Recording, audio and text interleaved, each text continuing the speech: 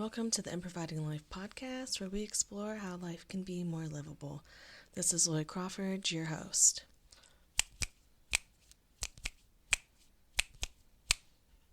In our last episode, we explored tool number 5 of Improviding, build versus invent.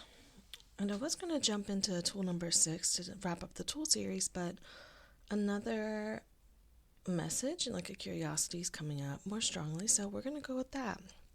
This episode is inspired by Rachel Onojabe, who you can find on Instagram at Rachel Onojabe, and I'll have her information in the show notes.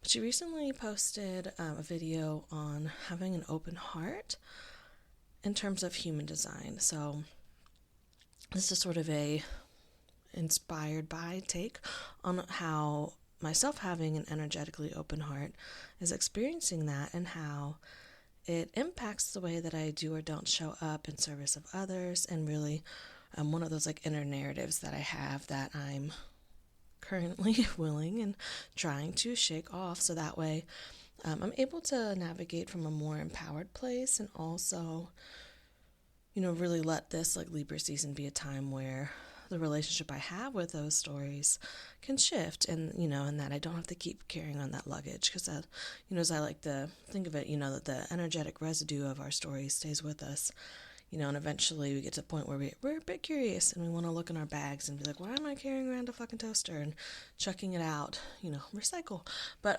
getting rid of what is stuffing us down that we don't really need. So I hope you are able to see a bit of yourself in this episode, and also really want to leave an open prompt of asking yourself, what sort of stories are you carrying that feel like you maybe had like a ghost author, that sort of unhelpful help, and what story feels like it wants to come through, what story feels more empowering, and how can just naming that be the first step in shifting it. All right, I used some words a moment ago: open heart and human design. What the fuck does that mean? So, human design is let's say, energetic blueprint system that a problematic, narcissistic, white dude on a lot of drugs channeled from a compilation of ancient and indigenous modalities. And so I like to preface with that first, that it's a accumulation of ancient wisdoms, including the Kabbalah, the I Ching, astrology. There's several other components, so apologies for my memory not being fresh, but if you were to Google human design system, it would come up. And so, the point of prefacing it, that the sort of deliverer of this, as we all have our own ways of being problematic, that he also was human and problematic. So I like to just preface that. But the power that I find in this system is that it sort of gives us an insight into the idea of where, people might say very cliche-ishly, we're all made uniquely. This sort of shows the energetics of how we're all unique. And so it offers through, also using the chakra system, and in an expanded form, it offers 9 different energy centers. And you either have these open, meaning that there's no consistent energetic activation in that center, undefined, which means you might have some activated energies, but they're not going to be really strong voices within your body. They're not going to be as strong of a driving force. Or you could have a center defined, and that's going to be sort of the loudest like voices in your body and in your experience, and it's going to be the source of the battery, so to speak, that you have with navigating the world. So one of those centers is the heart center, or the ego center, the will center. There's several names, but it correlates to the heart chakra. And so in the video that I mentioned Rachel posting about her own experience as a business owner with having an undefined heart, that shows up with her as, the heart centers as one of how we evaluate or relate to worth, proving ourselves, confidence, and so it can be a very tender and vulnerable space. And how she hadn't been showing people her like testimonials from her business services, or really letting herself be seen and celebrated for the impact she's having in her community. And she had shared that realization came through on how that was part of her conditioning, so to speak, of having undefined heart center, of assuming that people would think she was bragging. And so an effort, the story she was telling herself, like, oh, well, since I don't want to brag, I just want to let people know that I'm having these results and that my clients are having these results. And so, she has an undefined heart, meaning that she has some energy activated there. I have a fully open heart, which means none of the energy gates, which each have different themes of energy that can show up in your life, are activated in mine. And so it's almost like if you have something open or undefined energetically, you become like a Bluetooth speaker for someone who has that energy defined. So you'll be amplifying what's around you. So essentially, it's like having that as a feeler and a way, like a mirror, right? But like times 30, because in my case it's open, so I have the volume switched up all the time, which means that I can take on other people's energies and stories about worth, confidence, proving themselves.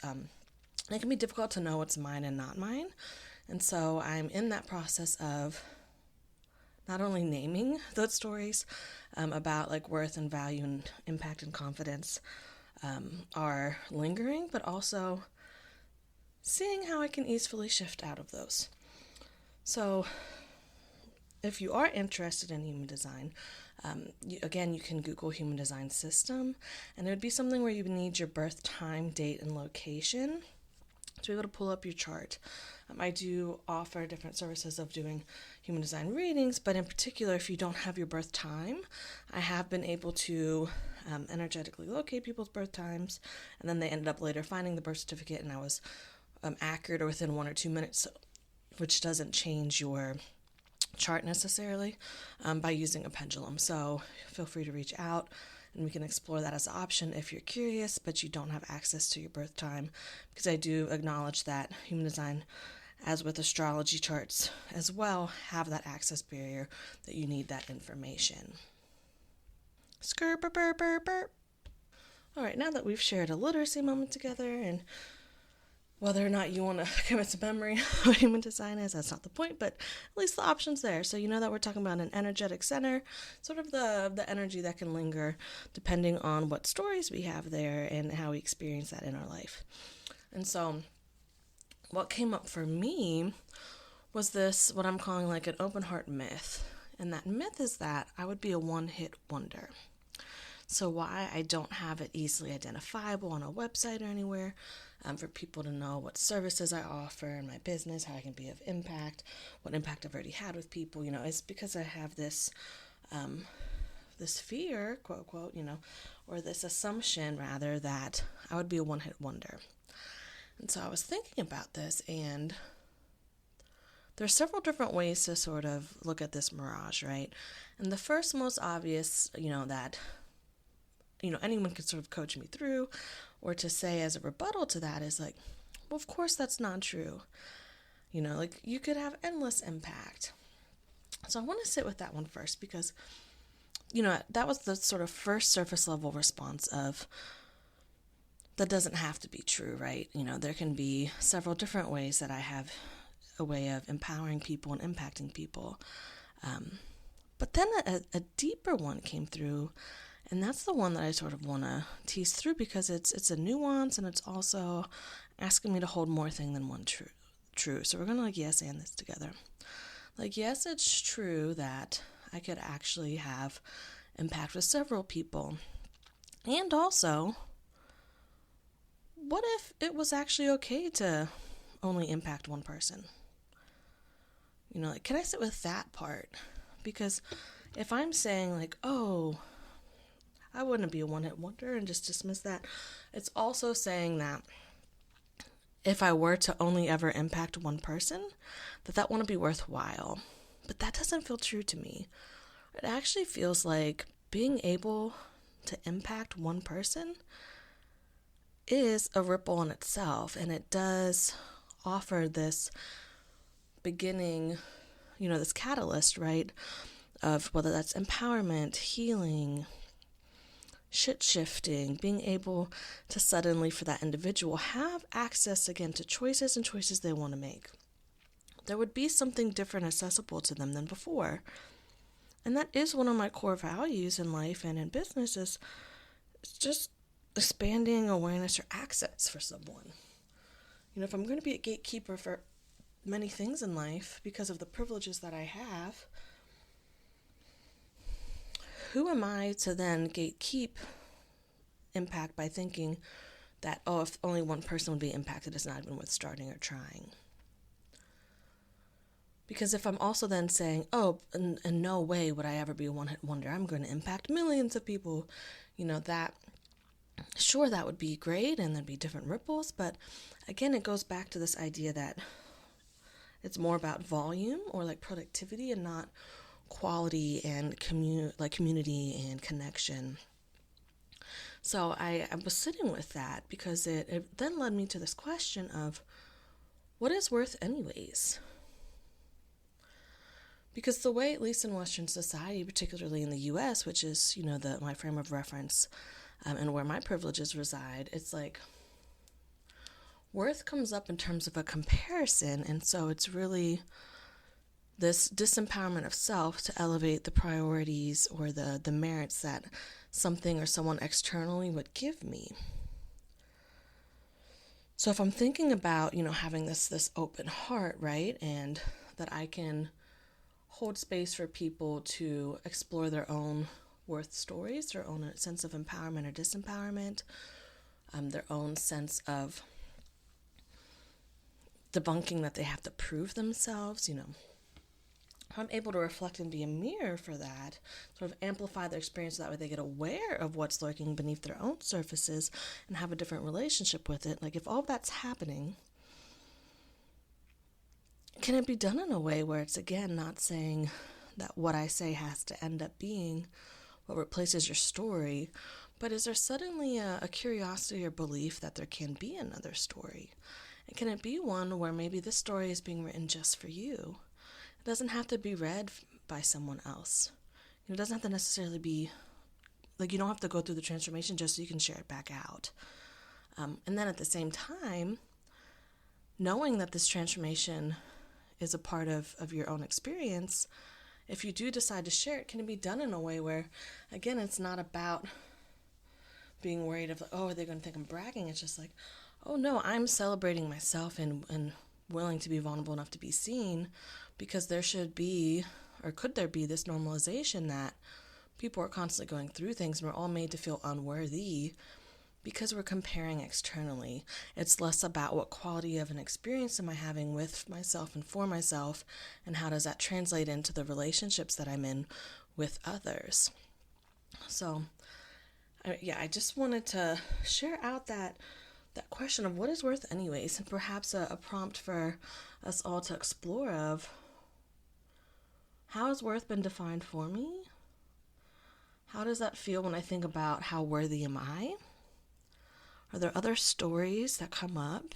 And, holding space for the reality that whether or not we are able to call it a story, it still has a real ass impact on our lived experience. It's still something we are navigating. It has a real, it's a reality in itself. So by labeling it a story, it doesn't then mean that it's suddenly fiction and it's irrelevant and we can just bypass ourselves. It's really of saying that, especially as humans, and we're the social being, and our earliest histories and origins and cultures were expressed orally, so through story. And yes, we've gotten away from that because of the current systems, but at our root, our well-being and connection to self and others is based in story. And so stories are real as fuck, and so is their impact. And so if we can hold that, again, what is worth anyways? And so I'm going to continue to spend some time with this. I'll be on maternity leave any day now as baby's soon approaching, and really inviting that to be part of my birthing and postpartum experience of how is a sense of worth coming up as I navigate this transition into parenthood, and how am I then navigating the sense of like, do I feel like I have to prove myself? Am I able to say, it's okay to take off time from my business? It's actually vital that I do. And knowing that I'm having an impact on one being, which is my child, that is more than enough. That is actually exactly what my commitment to being a parent is about, especially at this point in her life when she arrives, is her whole story is going to be one that's sculpted by my relationship with her in terms of like her awareness and what she's experiencing in these earliest moments. So I'm going back to this idea of, no, I won't be a one-hit wonder. And yeah, sure, I may end up impacting dozens, hundreds, thousands, millions, like whatever metric people say to put on it. Can I actually be super okay at this season of life if my impact is one? Because if I'm able to feel into what worthiness feels like for my own experience, worthiness is just something that we have. It's literally you're born in, and the fact that you're born you inherit worth to begin with. So what if the quality of how we experience worth is more about the quality of our relationship with ourselves? Do I see myself as worthy, and how can I navigate the moments in life that challenge that for me? And how can I acknowledge again where this idea of worth being something that's given outside of me, how can that be navigated as well? So I wanted to share this out, and again, I'll have Rachel's information if you want to hear her video. It's on Instagram. But yeah, so I'm in this season of, can impacting one be enough? And and we can impact ourselves. That can be your one.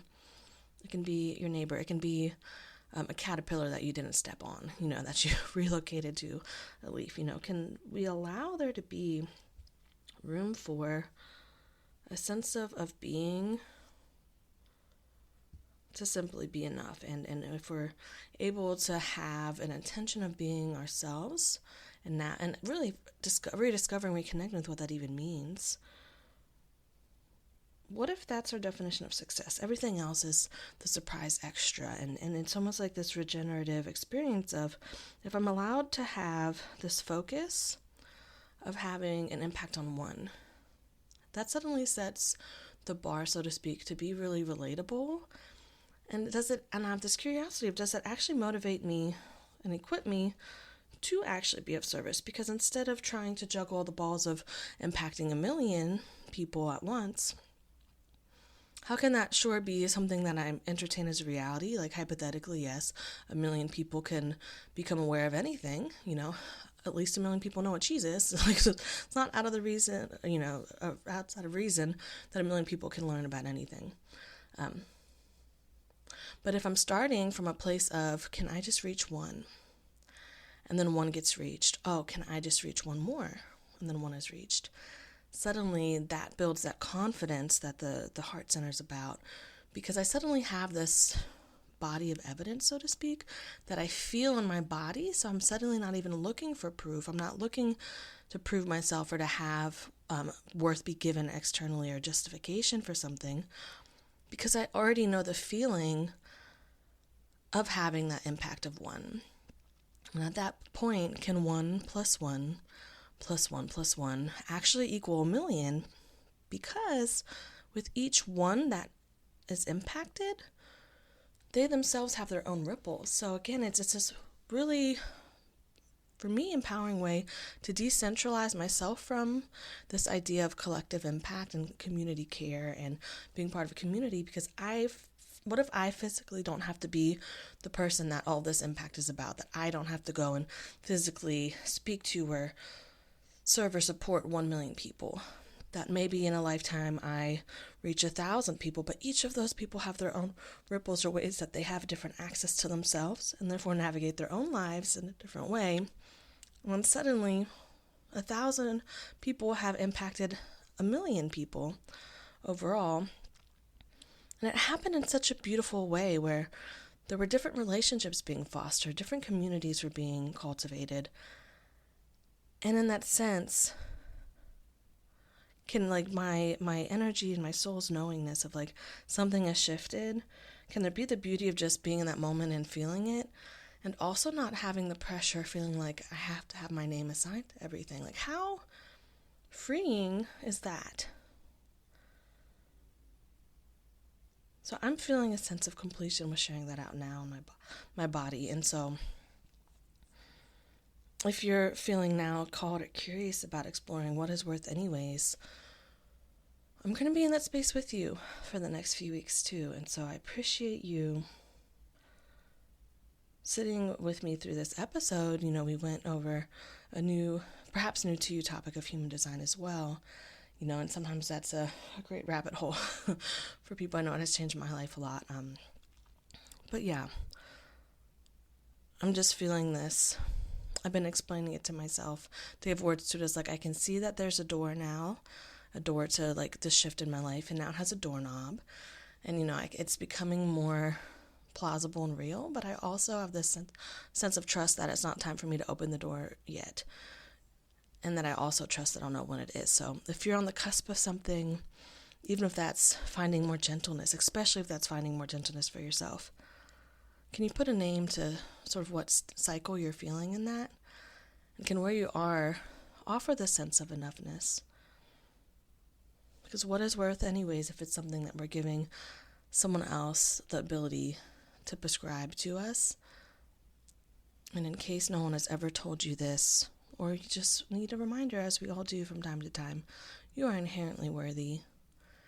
Every moment that you are in existence, and even afterwards, just your beingness is enough. And I'm celebrating you for still being here today, especially if there have been times in your life where you didn't think that that would be a reality.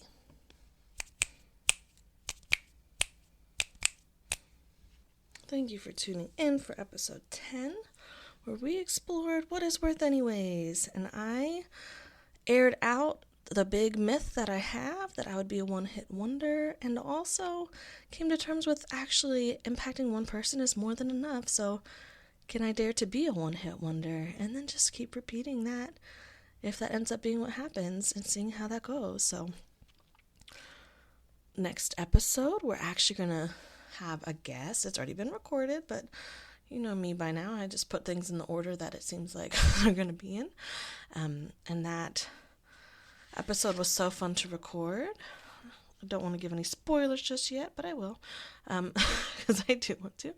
We're going to be talking with Keith Jamison, who actually is one of my former mentees through my day job work at a nonprofit.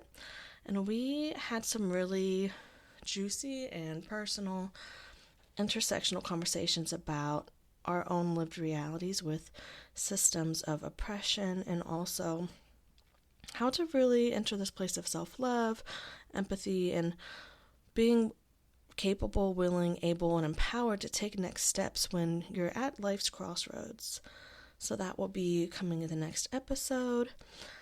If something has stood out to you, or you felt impacted by anything in this episode or before, please leave a review. Like, subscribe, do whatever the things are that you can do with podcasts. Then again, you can reach me on Instagram at improvide.with.lori.